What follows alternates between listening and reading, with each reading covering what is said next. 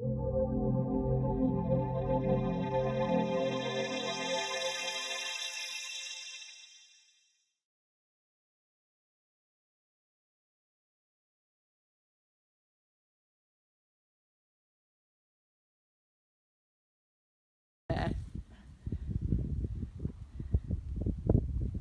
having a dialogue with Chance. It's interesting. This is the calmest these guys have looked. Oh look, she turned her back to him. I think he startled her. She's turned her back. Here she is looking over her shoulder, putting her ears back at Chance. And Mama's going to check in. This is the first time oops, yep, she went to charge the dog. Not uncommon with mules, but she's a young spunky baby.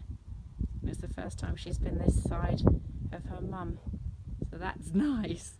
And you see some of her character coming out. Oh, and time to nurse after we have that extraordinary experience with the dog encounter.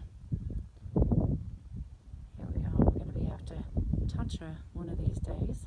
It's our first day, and we're looking at the facing up, paying attention, and this is a great start.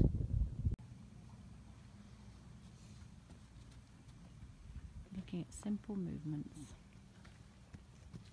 Can they move around, relaxed, gently, together, without running? Can they look in? Both looking in. They're not fearful of people. Can they walk off again? Move beautifully, and this is the first time Charlotte's actually showing herself.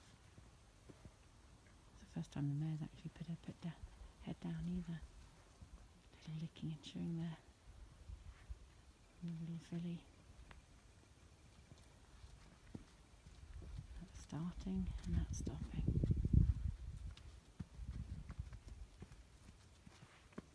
They get more and more comfortable in our presence.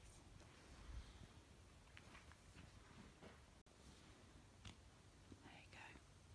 Looking at a nice calm walking by if she can do that. She simply walk. That's progress. She's even showing you she can walk both directions without running. See if Charlotte can join her mum. Gently, that's the best I've had. Gentle walk without hiding behind mum.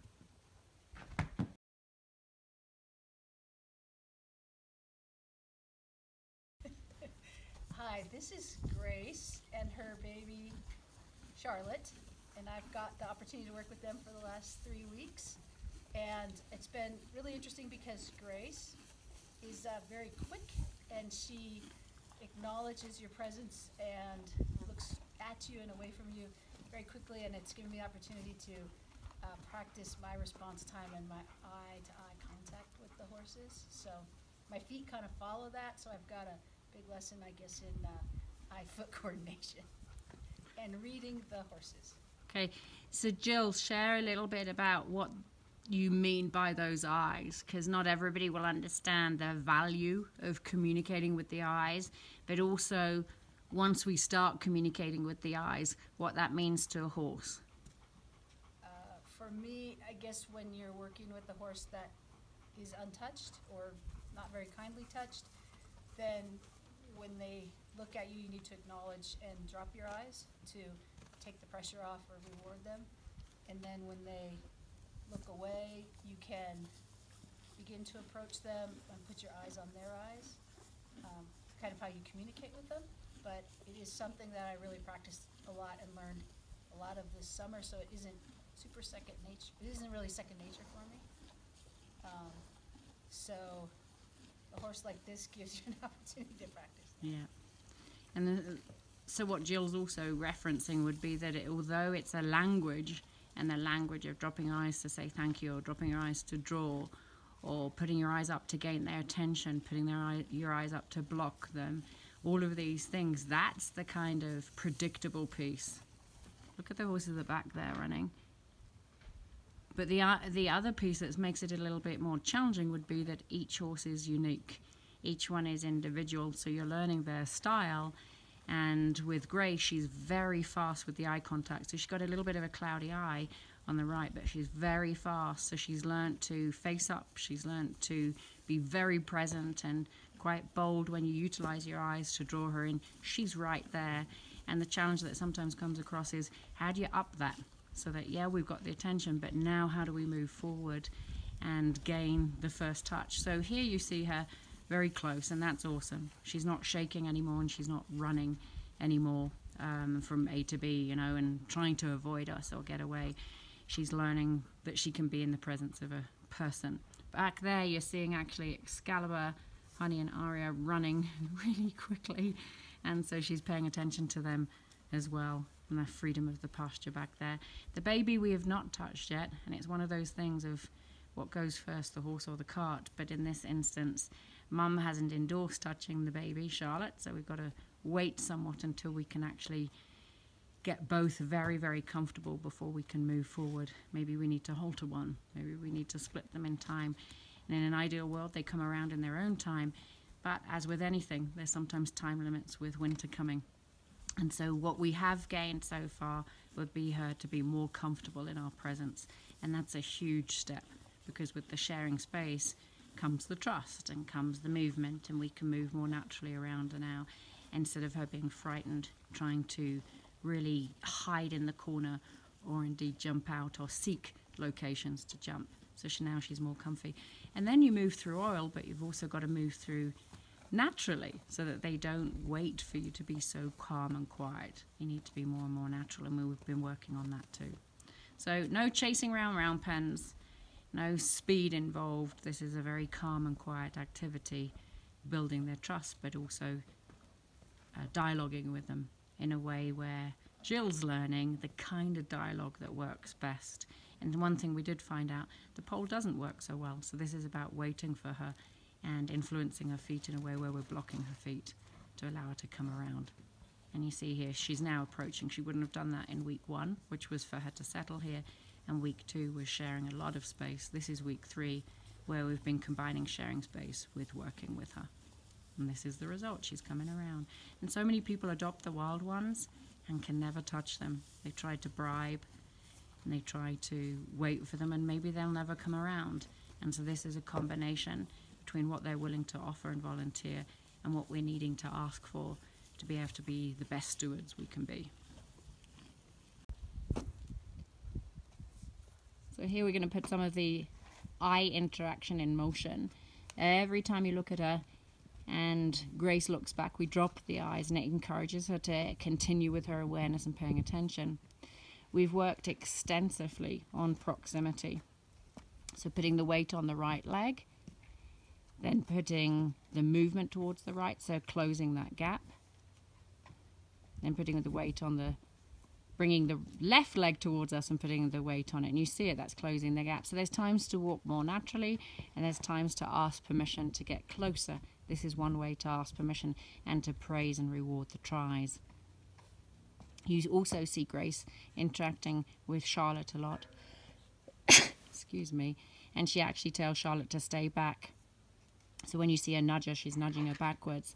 When she throws her head up like that, that's her telling Jill to leave a little and showing her discomfort. And that's all happened because of the activity next to us with Thelma.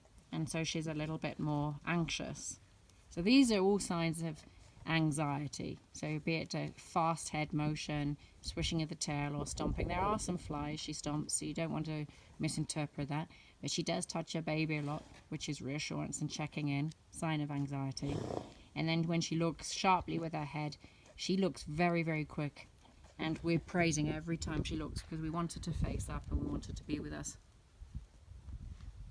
So that you're seeing a lot of acknowledgements, be that from the eyes, dropping them, or retreating with the weight to the left, or the hand up and the hand down. These are all thank yous and acknowledgements. And it's this on which we build to build the confidence for her, so she can understand that she can trust us. But if all you ever do is sit and wait, then there's a chance that they'll come around, but there's also a chance that they won't. So this allows them to learn some degree of interaction and dialogue And if you wish, you can call that pressure as well, because there's certainly pressure on and a pressure off. But you're seeing her getting calmer. All 4 feet are on the ground. Her muzzle is not tight. Her eyes are soft. And you can also see that Charlotte's not interacting all that much in this particular episode. But in time she will. So she's got her mother blocking, and that would mean she doesn't need to be mindful or aware of us too much, because she's taken care of. In time that will change. So what's also different is if we're sat there, it's on their own time, they can come to us, they can make huge choices and decisions to be with us. And this is a time where we've put them at an angle, in the 90 degree there, in the corner, put them at that angle. And we're still giving them choices, and we're still giving them a chance to move around, but at the same time, we're causing this. So we're causing the dialogue, and we're asking things. We're asking through our movement, through our style, through our speed, through our body language, our intention. We're paving that way. We don't want these guys living in fear, so they're seeing us as servants to take care of them, and that's all. We want them to not have a body riddled with fear and tension and anxiety, but instead realize that humans can be kind. There's good people out there. And a lot of the training allows us to do that. With us, they're not going in shoots. So people, our students, learn this language, a language of love, and a language where the intention is strong and clear, and there's clarity there, where they're integrating the energetic portion with the movements. There's a lot to it. They're all individual languages, yet they make up one language as a whole. And you see Thelma over here, and Lani's working on the pole, and the pole allows also proximity. We've talked about that, but it allows us to touch areas which maybe we wouldn't want to touch with our hand for the first time. And so we can massage the rump, and we can go down the back of the leg, which she's doing, and we're prepping her for picking up the feet. So although she's not yet halted, she's being prepped to pick up her feet and to have the touch, so that when we do come to touch or groom her, she's more comfortable, and also we feel more safe. This is mutual. The trust is mutual. It's not one way if the horse is simply trusting us. We also have to trust these guys. They're large, they're quick, they're smart, they can be somewhat unpredictable as well as predictable. So putting it all together, everybody has to build the trust. It goes 2 ways. I'm glad to be able to involve you guys with our progress report, so that you can see where we're at and how long these things take. All right, have a great day.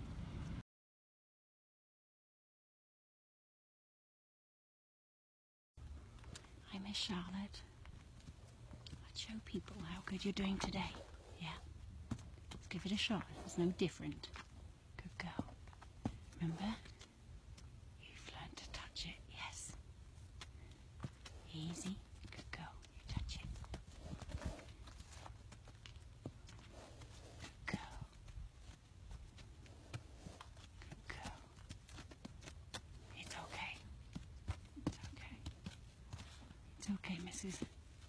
Go slow. Good touch. Beautiful. Beautiful.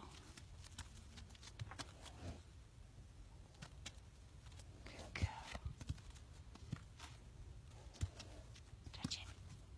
There. Do that again. Touch. Good girl.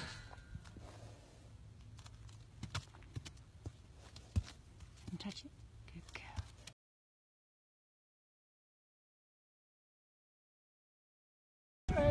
And here, look at the boy. The girls are behind, but X goes over, straight over there to Grace. And everybody's going to keep her company in Charlotte as Thelma's hit the road on her way to North Carolina. I love it to see this herd visiting.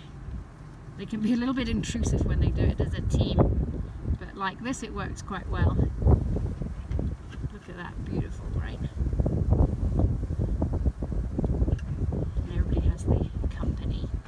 During that little transition. Look at the girls going over too.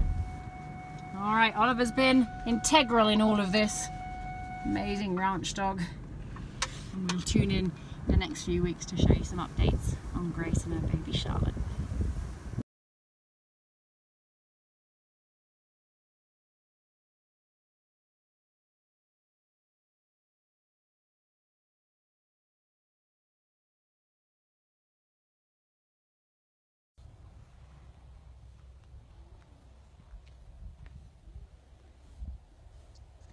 Christmas highlight, guys.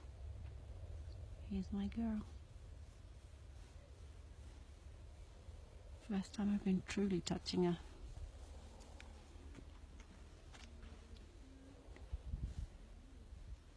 To the point where she wants to stay. She's beginning to appreciate things. Look, she's resting her muzzle there. She can rub her side. She'll even play a little bit here. Miss Charlotte. You're seeing it for that I've only done for the first time. Look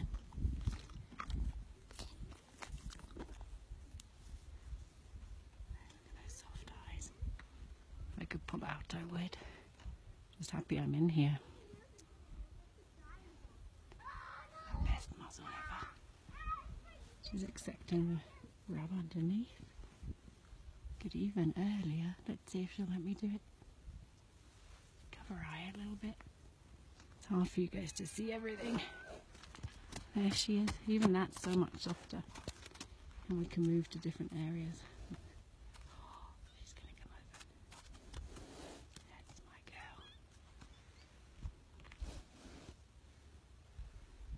First time she stepped into her hand.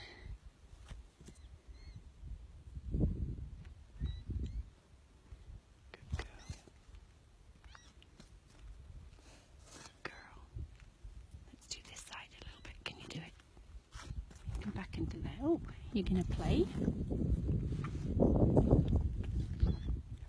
Yeah. There you go. I don't know how much you guys can see. That's my girl. There's a very Merry Christmas.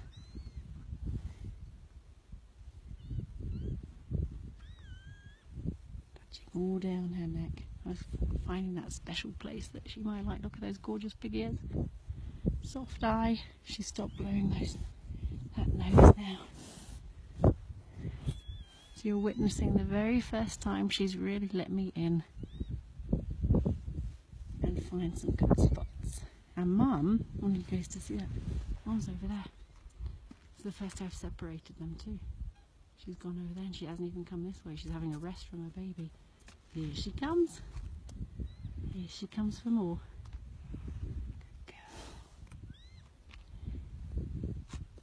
Now you're doing good when they start to volunteer and want more.